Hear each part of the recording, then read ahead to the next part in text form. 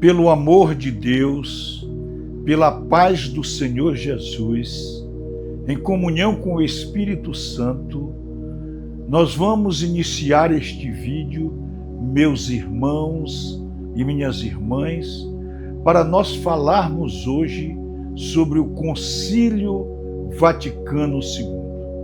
Nós vamos percorrer neste vídeo, vamos fazer algumas considerações importantes sobre o Concílio Vaticano II, que foi o 21º concílio ecumênico da Igreja Católica. Durante a história da Igreja, no primeiro século, no início da história da Igreja até a Igreja atual, a Igreja celebrou 21 concílios ecumênicos. E o último concílio foi o Concílio Vaticano II. Então, antes de nós tecermos comentários e considerações sobre o Concílio Vaticano II, é importante que nós façamos uma rápida retrospectiva para nós começarmos a entender o Concílio Vaticano II, que foi um dos concílios importantíssimos da Igreja Católica Apostólica Romana. Vamos então fazer um breve relato da história da Igreja, para que nós possamos entender o contexto em que foi celebrado, realizado o Concílio Vaticano II. A Igreja de Cristo nasce no primeiro século pelo próprio Jesus, que institui a Igreja sobre uma pedra, quando ele diz no Evangelho: Pedro, tu és pedra, e sobre esta pedra edificarei a minha Igreja.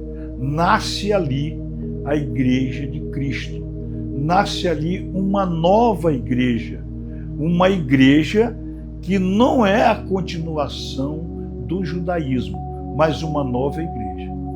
Com a fundação e a instalação da igreja, nós tivemos do primeiro século, do início da igreja, até o século IV, uma intensa perseguição à Igreja Católica. Aí foi esse período aí, que foi o período dos mártires. Muitos foram mortos, muitos foram sacrificados, muitos derramaram o seu sangue, deram a sua vida para a grande obra da Igreja de Cristo, que é realizada pela a ação de todos aqueles que abraçaram esta causa de Cristo neste mundo. Em 313, com Edito de Milão, ou Édito de Milão, com o imperador Constantino, em que ele liberou, ele permitiu o uso da religião, as religiões tiveram liberdade de expressar os seus cultos, Então aí começa um novo período da igreja. Ali cessa, naquele período, cessa a perseguição à Igreja de Cristo. Então de 313, com o Edito de Milão, ou Édito de Milão, até o ano 1313, nós vamos ter um período em que a igreja passa por muitos problemas, também sofre perseguição, mas é um período mais ameno, né, em que a igreja mais ou menos teve um período de paz e pudesse desenvolver a sua atividade com mais tranquilidade.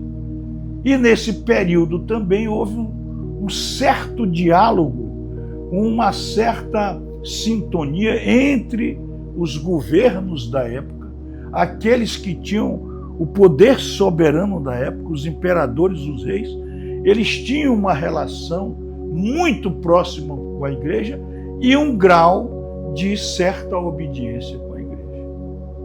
Em 1302, o Papa, já no século XIV, o Papa Bonifácio VIII, ele edita um documento chamado, não é, a bula, um decreto papal, em que ele edita aquele documento, dizendo que os governos tinham uma certa subordinação com a igreja estava acima dos governos, né?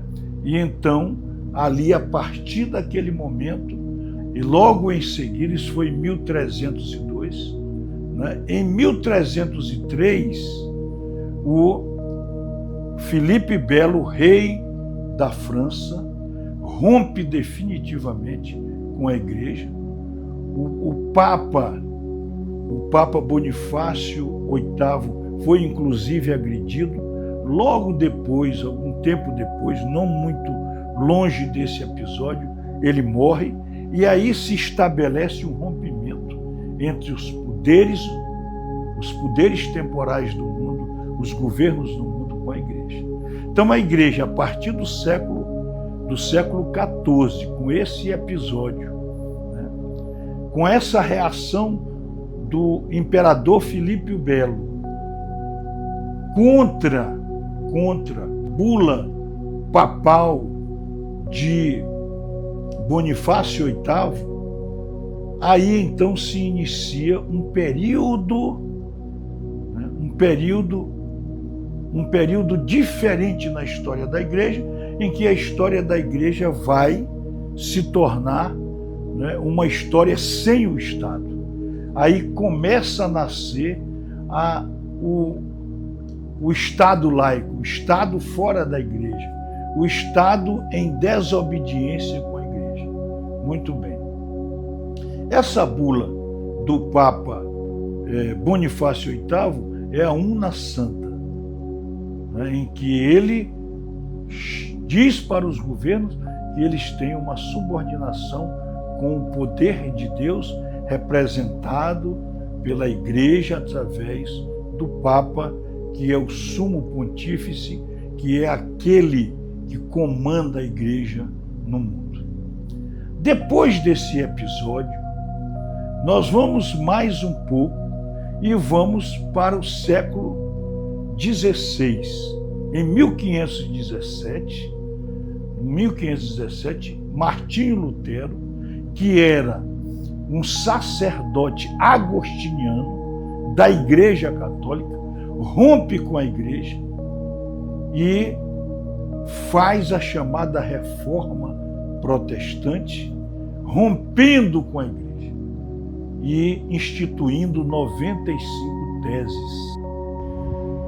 Este é um ponto importante em que a igreja sofre uma grande lesão, sofre uma grande perseguição, sofre, enfim, uma grande investida contra a sua própria estrutura com a reforma de Lutero de 1517. Ao lado dessa reforma de Lutero, nós vamos ter também movimentos da época, por exemplo, com o Renascimento, ali entre os séculos XIV e XVI, o Renascimento é um movimento, né, que trata do humanismo, das artes, da redescoberta, né, do mundo. Então tem o Renascimento. Logo após vem o Iluminismo nos séculos XVII e XVIII, que é um outro movimento em que ali se apresenta a ideia da razão, a política, a cultura, enfim. Todos esses movimentos são movimentos que contrariam frontalmente a Igreja de Cristo. Então nós temos aí uma fase difícil da Igreja de Cristo na história da humanidade. No final do século do século XVIII, nós vamos ter a Revolução Francesa, a Revolução Francesa. No século XIX, nós vamos ter a primeira Revolução Industrial e, enfim, nós vamos ter, então, depois daí, a consolidação de algumas realidades mundiais que contrariam frontalmente a igreja. De todos esses movimentos aí que eu citei, nós estamos fazendo apenas uma rápida passagem. Nós não vamos nos aprofundar porque o nosso foco aqui é o Concílio Vaticano II. Nós vamos ver que aí se solidifica o laicismo, né? O laicismo, que é exatamente a desconsideração dos estados, dos governos soberanos temporais com a igreja, totalmente afastados da igreja. Os estados temporais não têm nada a ver com a igreja. Os países, depois que estão se formando os novos estados, todos eles estão em diversa situação com a igreja. Eles estão de um lado, a igreja de outro. Também se fundamenta aí o racionalismo, em que a razão está acima de tudo, né? A fé é desconsiderada. Então nós temos aí o laicismo, né? Temos o racionalismo e temos também, mais adiante, né, o humanismo integral. Todas essas bandeiras contrariam frontalmente a igreja. Depois vem, né, os movimentos políticos, em textos como o comunismo, o socialismo, né, a ideia e a presença do capitalismo. Todas estas manifestações, elas contrariam frontalmente a igreja. Então a igreja vem sofrendo, né, a partir do princípio do século XIV até os dias atuais, e nós vamos aqui nos posicionar até os anos 60, no período do Concílio Vaticano II. Quando nós chegamos em Concílio Vaticano II, nós vamos ver a igreja sofrendo uma grande crise, uma crise de isolamento, uma crise de um grande problema interno que a igreja estava vivendo e também em relação à sua atuação no mundo. A igreja estava num certo estágio de isolamento. Então, nesse quadro todinho em que nós estamos vivendo, eu estou colocando para dizer que o Concílio Vaticano II, ele veio quase, ou melhor dizendo, no momento de reação da igreja, de renovação da igreja. Só que essa renovação da igreja, esta forma de se apresentar ao mundo e de reagir a tudo isso, é uma forma, pelo menos é o que ficou muito bem definido no concílio, não é romper com o passado, mas é uma atualização da igreja aos novos tempos.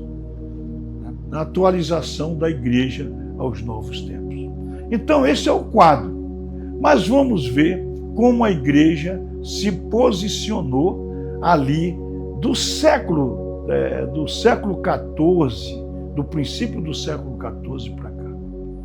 Com a Reforma Protestante, em 1517, a igreja reage a esta reforma. Muitos até entendem que é uma revolução que foi proclamada por Lutero. Há uma reação a isso. Nós vamos logo em 1545.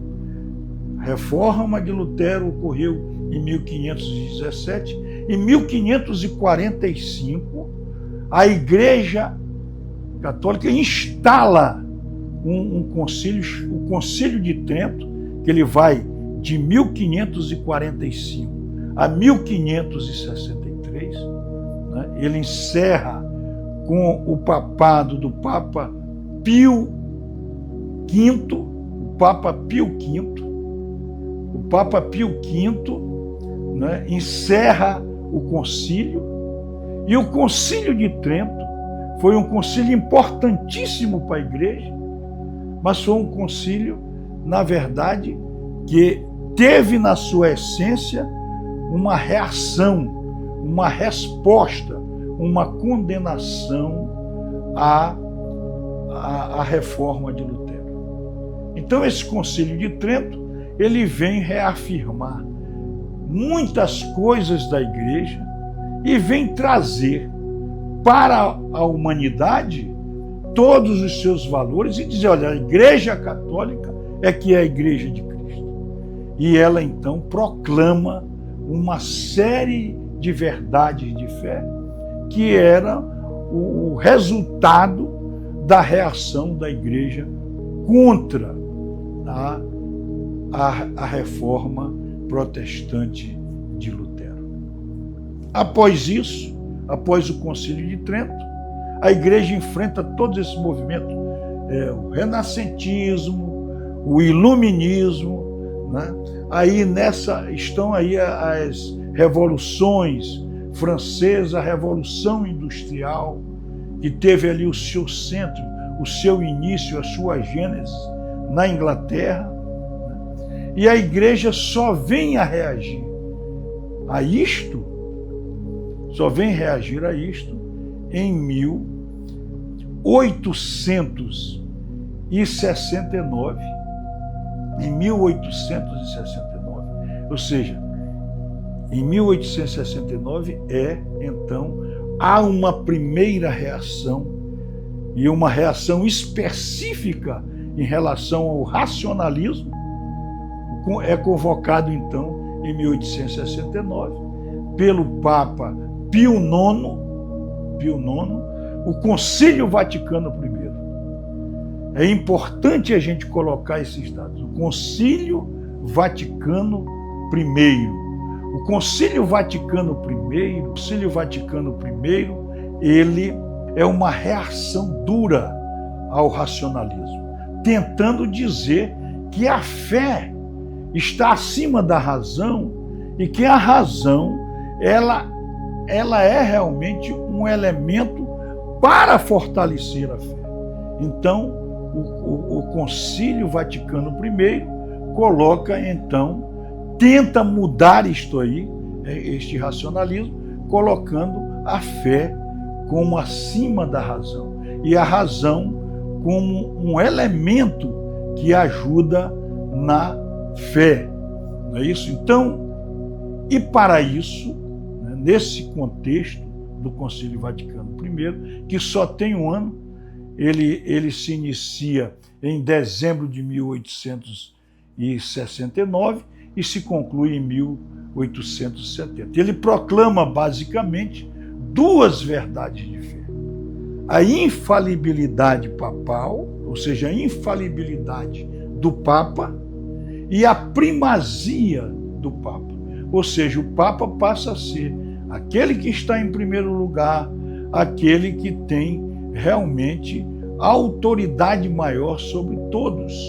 Então, a primazia papal e a infalibilidade são exatamente duas marcas do Concílio Vaticano I. Em 1891, o Papa Leão XIII,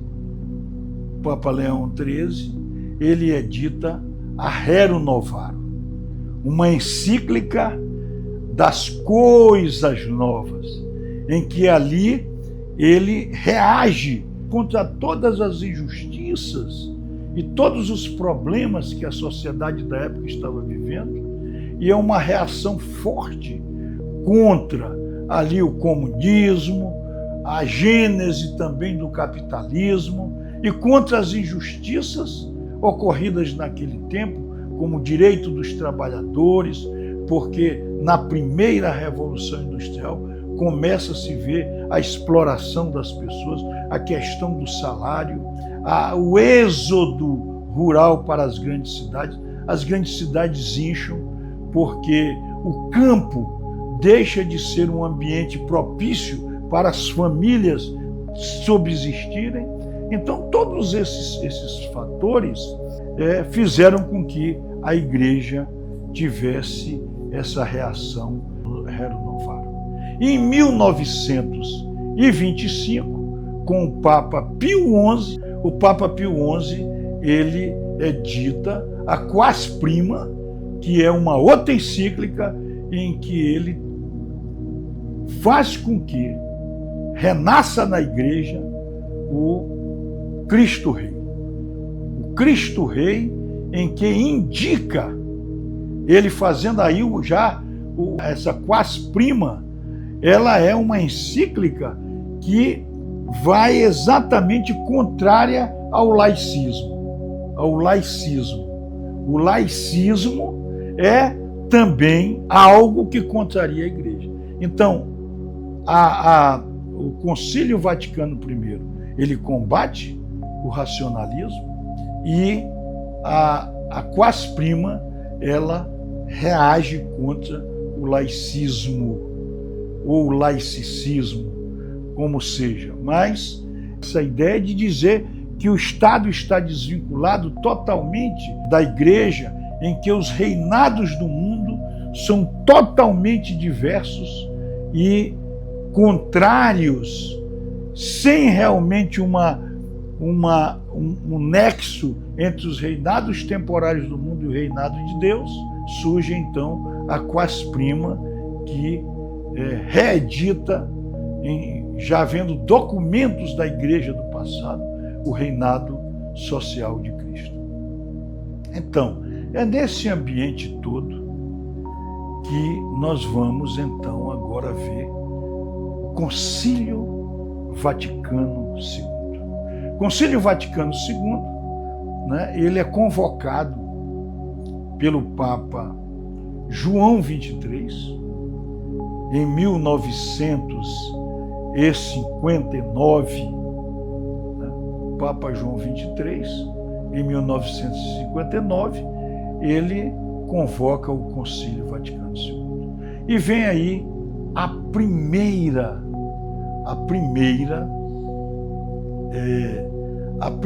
ideia, e a primeira questão. Ora, se o Concílio Vaticano I, ele edita os dogmas da primazia do Papa e da infalibilidade papal, a partir do Concílio Vaticano I, não havia mais e não há mais necessidade de novo concílio, se o Papa sozinho, na qualidade de Papa, na qualidade da pessoa que está na cátedra de Pedro, sucessor de Pedro, e falando em nome de Cristo, agindo e realizando o seu pontificado in persona Christi, na pessoa de Cristo, e orientado pelo Espírito Santo, não havia necessidade dele convocar um concílio vaticano, um outro concílio, aí que seria o Vaticano II. É Concílio Vaticano II, porque antes foi o Concílio Vaticano I. Então, mas ele convoca o Concílio Vaticano II. E o Papa João XXIII, logo após a sua morte, é editado um livro chamado Diário da Alma. E neste livro ele relata que foi uma inspiração do Espírito Santo a ele que há a convocação do Concílio Vaticano II. O Concílio Vaticano II passa a ser algo que veio ao coração do Papa, de se convocar a igreja no concílio ecumênico para tratar da atualização da igreja aos novos tempos. A essência é esta. Mas, apesar de ser uma coisa própria do Papa, ele não o Papa João XXIII não comentou isso com ninguém, ele não fez nenhum tipo de reunião ou de qualquer forma de diálogo interno na igreja para convocar, ele simplesmente teve essa inspiração e por ela ele convoca o Concílio Vaticano II. Mas o Concílio Vaticano II, apesar dessa inspiração do Papa João XXIII, ele é instalado, né, e ele começa a se realizar na situação de isolamento que vivia a igreja.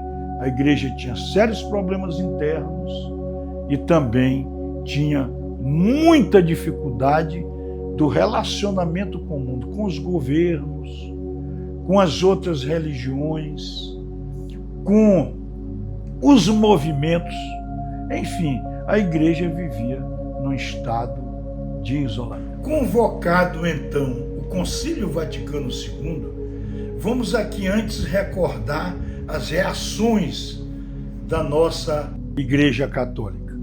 Primeiro, reação à Reforma Protestante com o Concílio de Trento de 1545 a 1563.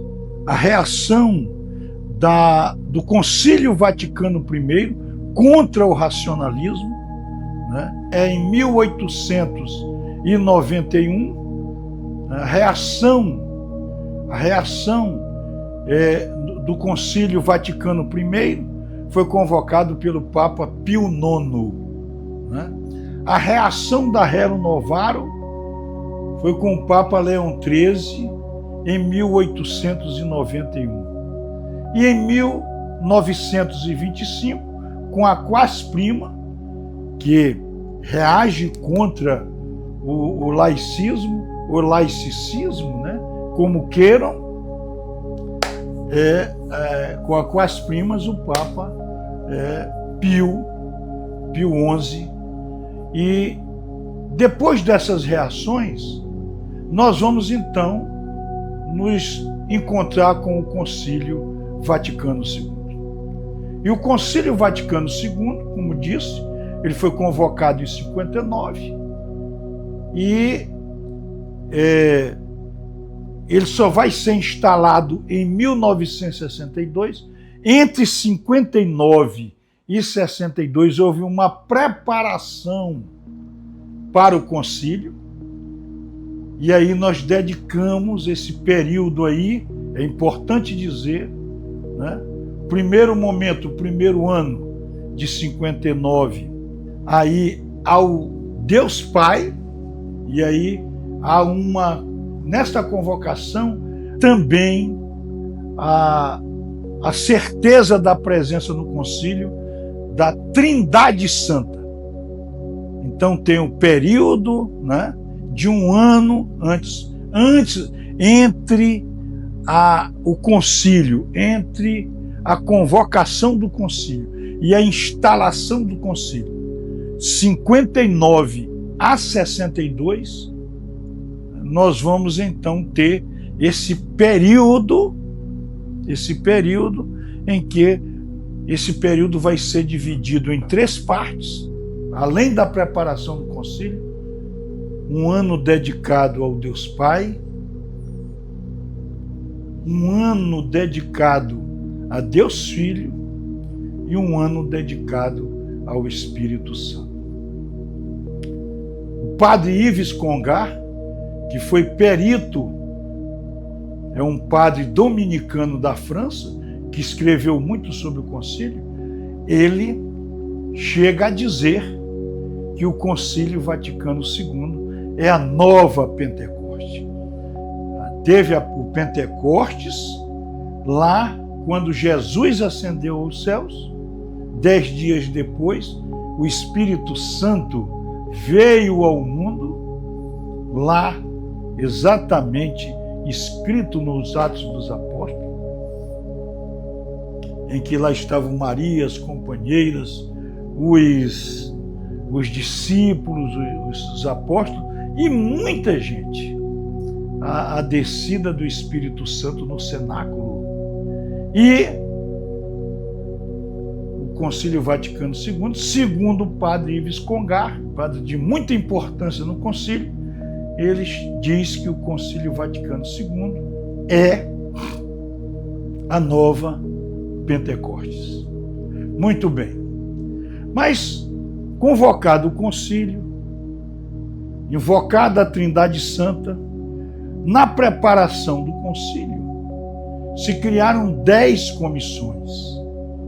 Participaram do concílio mais ou menos 2.553 bispos. Muitos não puderam.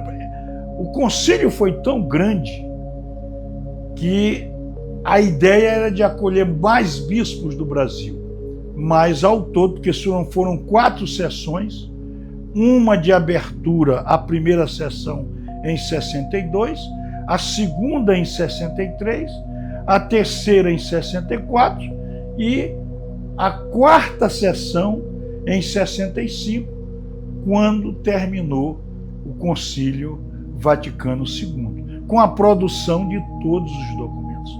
Ao todo foram produzidos 16 documentos. Então foram feitos, participaram do concílio, como dito, mais ou menos 2.554 bispos, né?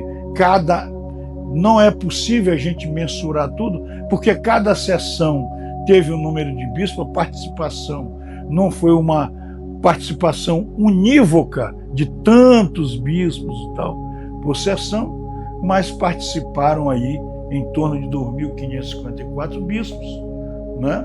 Só para vocês terem uma ideia, o Concílio de Trento teve em torno de 358 bispos, aproximadamente, e o Concílio Vaticano I, 750 bispos. Então, o Concílio Vaticano II foi o maior concílio em termos de participação da Igreja. Então, na instalação do concílio, o concílio se instala em outubro de 1962, com todo um ritual, com a palavra de Deus, com a presença de chefes de Estado, a presença de representantes das igrejas cristãs, das demais igrejas, as igrejas protestantes, algumas, e também da igreja ortodoxa, etc. Então houve uma grande representação, e ali, no início do concílio, o Papa João XXIII, ele, em outubro de 62, ele faz o discurso de abertura do concílio. Esse discurso de abertura tem uma importância muito grande para o concílio. E, ao fazer esse discurso de abertura, ele define os rumos do concílio. Primeiro, ele diz no discurso que o Concílio Vaticano II não é um concílio para condenar. O concílio não foi convocado para condenar. Não está ali para condenar heresias, não está ali para condenar ataques à igreja. Esse é um ponto importante do seu discurso. Outro ponto importante é que o concílio não estava reunido para definir verdades de fé, não estava para definir dogmas. Então, observa-se no discurso de João 23, do Papa João 23, que o Concílio Vaticano II foi um concílio diferente de todos os 20 concílios já realizados para trás. Porque os outros concílios eram convocados ou para declarar verdades de fé,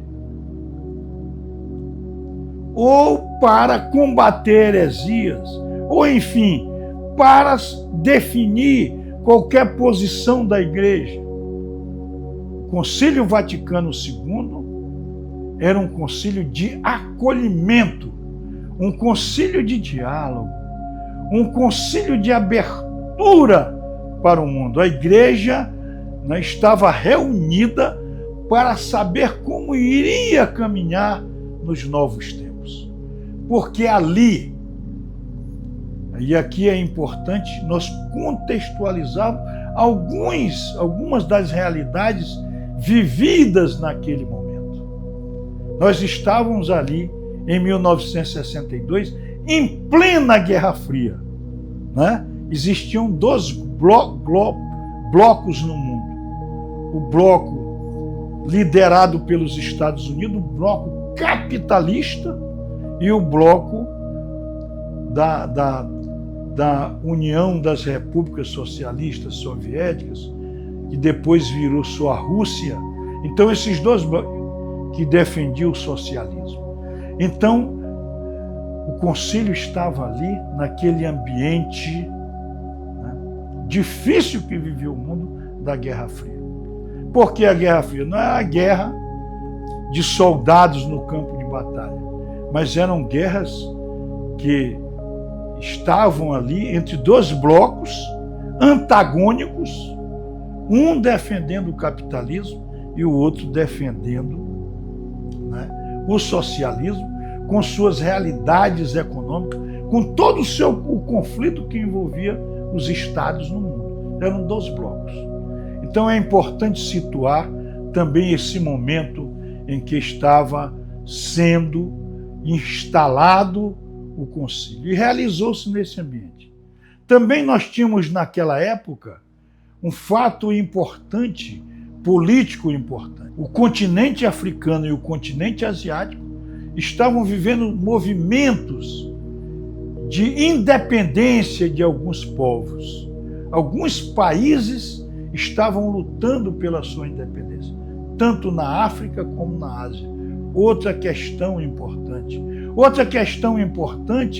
é que naquela década, naquele período da década de 60, estava havendo um êxodo rural muito grande, as cidades estavam crescendo muito, as pessoas estavam vindo, era a realidade do Brasil na época, as pessoas estavam vindo do campo para a cidade. Ali, aquele momento era um momento de muitos conflitos, era um momento de grande dificuldade da história brasileira.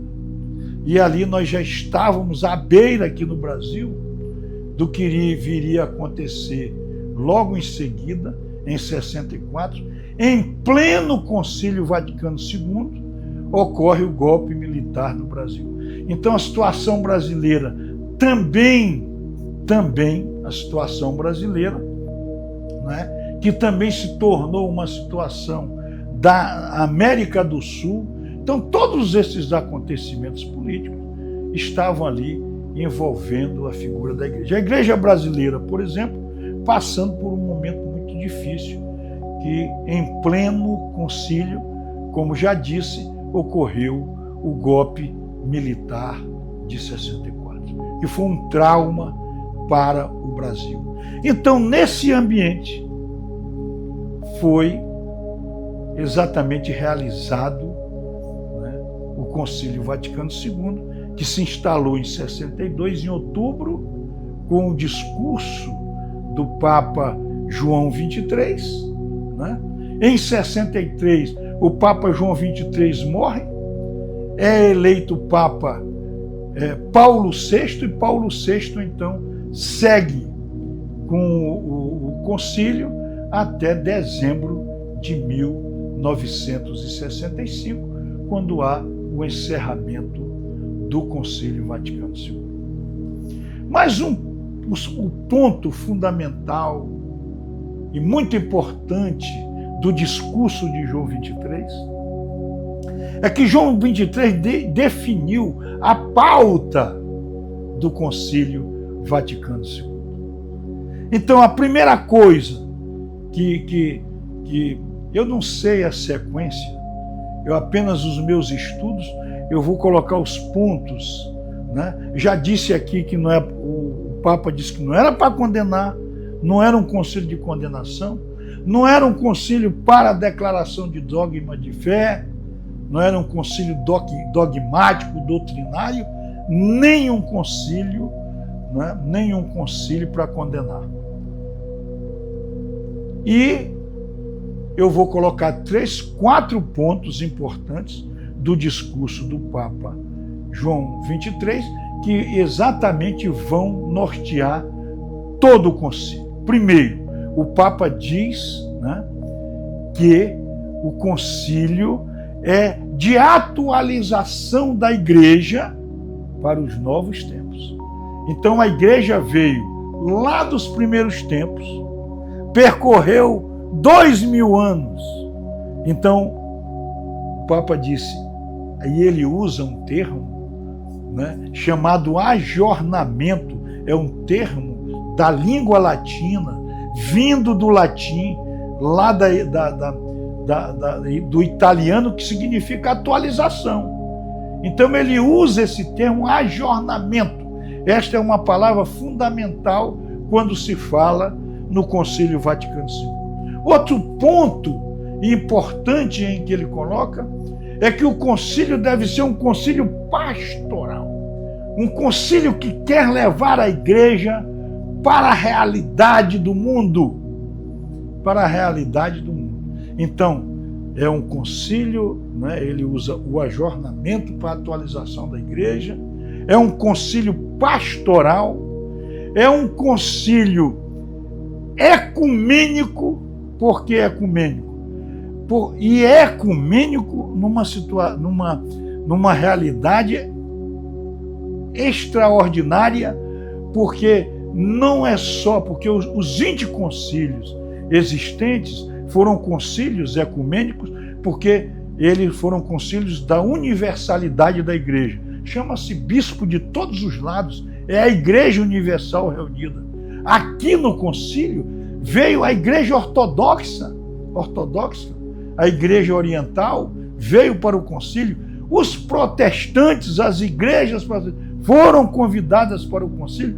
Então, um concílio ecumênico, né, em que teve a sua universalidade, né, posta em prática, com a presença de outras igrejas, de outras religiões.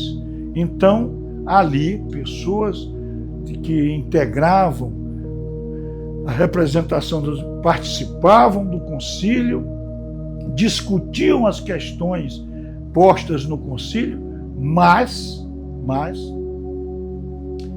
elas não tinham direito a voto, mas participaram das decisões, das discussões do concílio. Então, e um outro ponto também definido no discurso do Papa João 23 era que o concílio era um concílio dialógico, um concílio para dialogar com as outras religiões, dialogar com as outras igrejas cristãs, dialogar com os governos, dialogar com a sociedade. Então, todos os segmentos da sociedade, a igreja se propunha a dialogar. Então, tem 4 eixos importantes para nós vermos do Concílio Vaticano II. Primeiro, o eixo do ajornamento, ou seja, a igreja se dispõe a atualizar-se. Essa era a discussão. Primeiro ponto. Outro ponto, a igreja ecumênica, o ecumenismo. E nós já vimos que a participação de todos os segmentos. O outro era o pastoral, ou seja, a igreja se propõe a sair de si mesma para vivenciar a concretude da vida no mundo, né? E o outro ponto é dialógico. Então, o concílio é ajornamento, atualização, o concílio é ecumênico, o concílio é pastoral e o concílio é dialógico. Com estes 4 eixos, né, quando a gente estuda o Concílio Vaticano II, nós vamos ver que houve os documentos produzidos pelas comissões, quase todos foram rejeitados, porque não estavam dentro, o que não estava dentro dos 4 eixos foram automaticamente rejeitados. Então é importante que nós vejamos isto. E isto define uma situação importante. Como é que nós vamos interpretar os documentos do Conselho? Então nós temos aqui já a genética da interpretação do Conselho. Então o Concílio, ele vai produzir documento pastoral, ele vai produzir documento dialógico, ele vai produzir documento ecumênico e vai produzir documento pastoral, dialógico, de atualização e ecumênico. Então são esses 4 eixos que definem os rumos do Conselho. E todos os assuntos que estavam fora desses eixos automaticamente eram rejeitados. Então, para se entender o Concílio Vaticano II, nós temos que percorrer todas essas linhas definidas, principalmente com o discurso inicial do Papa João XXIII, que foi um discurso assim intitulado como Alegra-te, Mãe Igreja, ou seja, a alegria de receber o Espírito Santo para anunciar os novos tempos. Então era esse o sentimento muito importante dos conselhos. Então, baseado nessas linhas, que eu já defini, a linha pastoral, a linha do ajornamento, a linha do ecumenismo e a linha do diálogo, foi nestas linhas que foram produzidos os 16 documentos do Concílio Vaticano II. Aí vocês podem perguntar, mas qual a importância de se discutir o Concílio Vaticano II, que terminou em 65, agora em 2025, no ano passado, fez 60 anos, porque nós estamos ainda sob a égide do Concílio Vaticano II. O Concílio Vaticano II produziu documentos que fazem parte do magistério da Igreja e que nós temos que seguir, né? Depois nós vamos ver lá os impactos e as dificuldades do Concílio.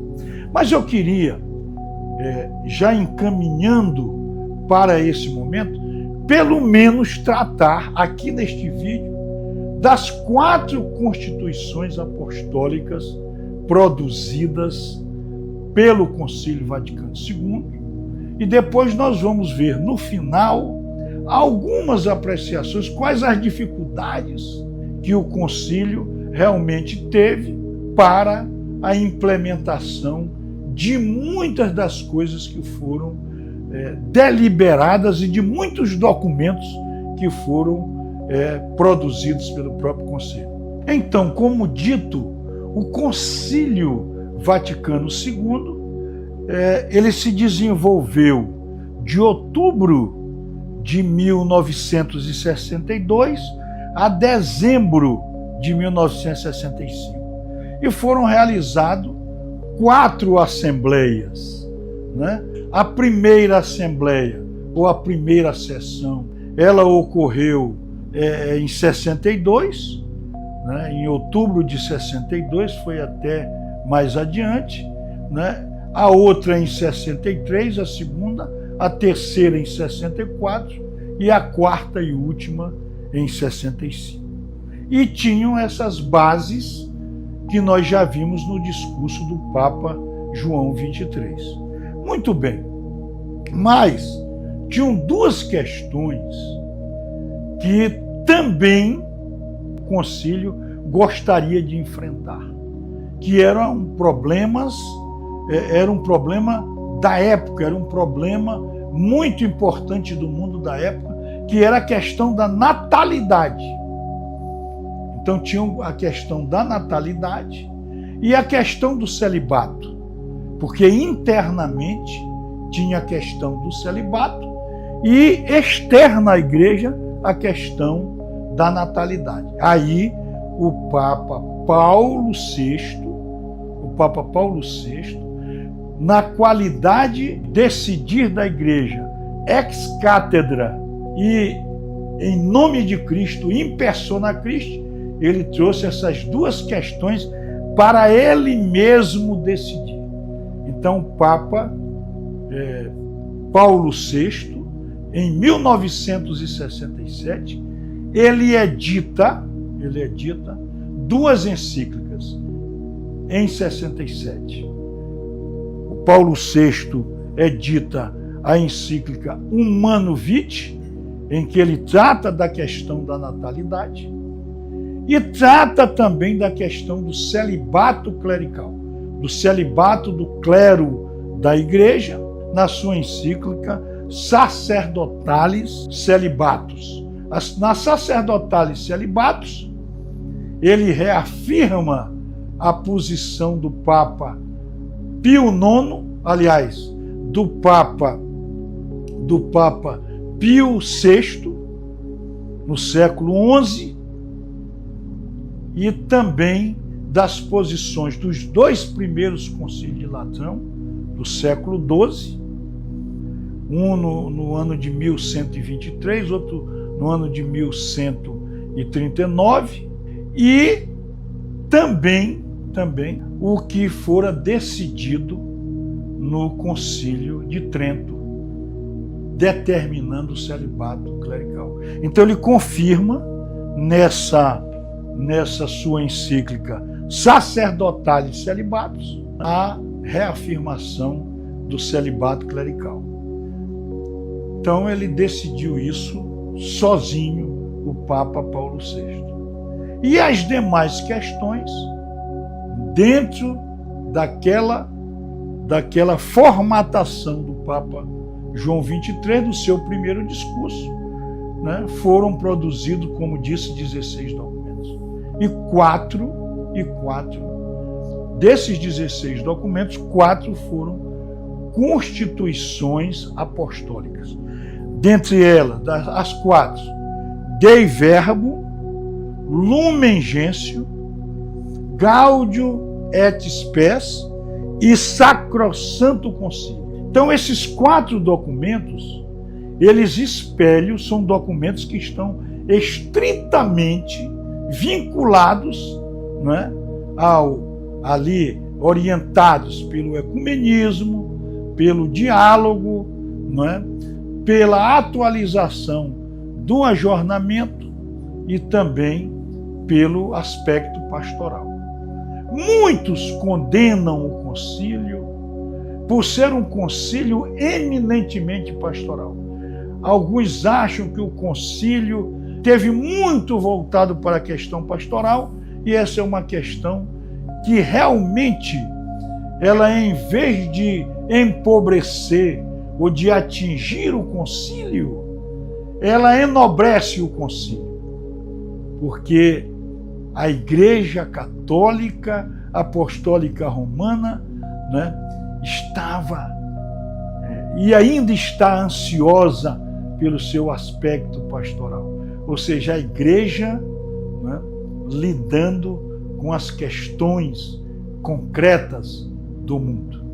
Muito bem. Então, a Dei Verbo, a primeira carta apostólica, a Dei Verbo, ela trata exatamente da revelação da palavra de Deus. E ela traz uma grande novidade, né? Porque ao longo do tempo, a igreja vinha com a tradição. A tradição é aquilo que é produzido da interpretação da palavra de Deus e com a figura da autoridade da igreja. Então toda a história foi isto, a tradição, e esta tradição ela é colocada sob a autoridade da igreja. Com o concílio, nós vamos tratar da hermenêutica. A hermenêutica, ela nos permite ir mais além, buscar realmente naquilo que nós pudermos a busca da palavra de Deus, tentar nessa busca do alcance da palavra de Deus, conciliar, né, o texto e o espírito. Né? Então isso aqui é muito importante, né? A Dei Verbum, muitos teólogos consideram a Dei Verbum como a carta apostólica mais importante da igreja. E nessa discussão, para chegarmos a Dei Verbum, nós vamos ter, como tinha a presença das igrejas, das outras igrejas cristãs, daquelas que nasceram, não é, da reforma de Lutero, né? A Dei Verbum tem muito dessa discussão do sola escritura, né? Sola fide, né? da sola gratia, né? Então tudo isso foi discutido ao longo do concílio. E a Dei Verbum hoje é um documento de extrema importância, porque nós podemos ver que muitas e muitas coisas foram reveladas que até então não tinha-se abertura da revelação. A Lumen Gentium, que é a segunda carta apostólica. A Lumen Gentium, como já está dizendo, é a luz de Cristo sobre a igreja.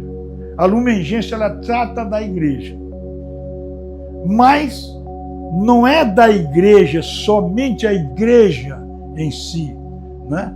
É a luz de Jesus, né, que ilumina a igreja. A igreja não existe sem Jesus, né? A cabeça da igreja é Cristo. Então a Lumen Gentium, ela realmente é inspirada nisso, a luz de Cristo sobre a igreja. E nós vamos ver que na Lumen Gentium nós vamos trabalhar a questão da hierarquia da igreja, né? Dos bispos, dos padres, dos diáconos, né? E a Lumen Gentium, ela dá um caminho, né? Que todos esses que dirigem a igreja em seus diversos segmentos, os cardeais, o próprio Papa, né? Os bispos, os diáconos, os sacerdotes, etc., eles estão a serviço. Chama aqui aquela realidade de que Jesus veio para servir, né? Veio para servir. Ou seja, e levanta o povo de Deus que é servido pela igreja. O povo de Deus que é alimentado pela igreja.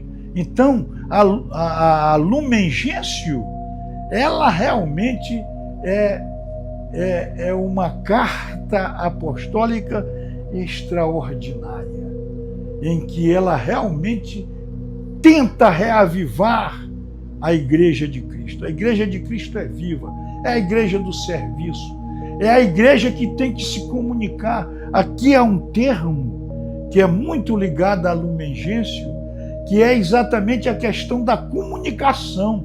Como a igreja, né, deve se comunicar com o mundo, né? Como é que ela deve se comunicar com o mundo, né? É uma igreja que tem que se preparar para levar a sua mensagem para o mundo. E também tem um aspecto importante, que é exatamente colocar como protagonista desse processo também o laicato, o leigo, o povo da igreja. O povo da igreja não é aquele povo apenas que participa caminhada da igreja passivamente, né? O povo, os leigos, e aqui tem a Lumen Gentium dá uma nova roupagem para o leigo, porque às vezes a gente diz assim no dia a dia, falando de qualquer assunto, não, rapaz, eu sou leigo nesse assunto. Ou seja, é um entendimento de que o leigo, né, é aquele que sabe pouco, que não, né? E aqui o leigo, na Lumen Gentium, ele é incluído, né, na igreja, ele é importantíssimo para a igreja. Então isso aqui é de suma importância, né? É que torna a igreja mais viva, né? Essa é uma ideia assim que eu estou trazendo da Lumen Gentium. A Gaudium e et Spes é também muito importante. Muitos acham também que a Gaudium e Spes, et Spes, ela é a primeira carta da igreja para fora. Ou seja, ela trata das questões, não é? Ela é diferente da Dei Verbum, por exemplo, e da Gaudium e Spes, porque ela trata dela em si, da igreja em si. Na Gaudium e Spes, né, ela é diferente de todas as outras cartas, porque ela trata das questões do mundo. É uma carta de dentro para fora, né? De dentro para fora. É uma carta que se preocupa com o mundo, né? Então muitos acham que a Gaudium e Spes é realmente a carta apostólica mais importante, né? E a Sacrosanto Concílio, que trata exatamente da liturgia. E aqui, né, há algumas críticas a Sacrosanto Concílio, porque muitos dizem que o concílio, através dela, se afastou de muitas das verdades do Concílio de Trento, da questão litúrgica, né? Mas ela se apresenta como uma forma de atualizar a liturgia da igreja aos novos tempos, a servir, né, a igreja nos novos tempos no campo da liturgia. Muitos até dizem que ela vem socorrer algumas das deficiências do Concílio de Trento. Então, basicamente, e o vídeo não tem a pretensão, e jamais poderia ter, de esgotar, mas apenas de tecer algumas considerações, né, que sejam fundamentais para que nós que somos leigos da igreja possamos ter algum conhecimento. E isto aqui é um convite para que nós nos aprofundemos no Concílio Vaticano II, porque o Concílio Vaticano II é o grande concílio da igreja. É o concílio que se propõe a trazer a igreja para os novos tempos, para os tempos em que nós estamos vivendo. E nós já percorremos aí 60 anos. E aí, às vezes a gente diz, o concílio não avança. O concílio não avança. E realmente não avançou, né? O concílio, ele está numa situação de hibernação. Ele não foi adiante.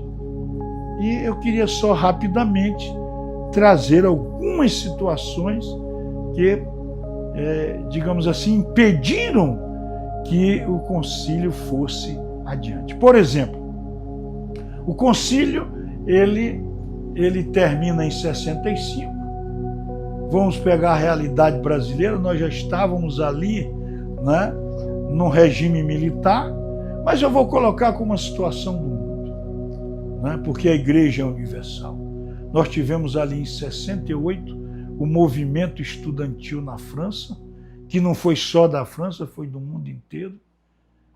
e a igreja não estava preparada para enfrentar um movimento daquela magnitude.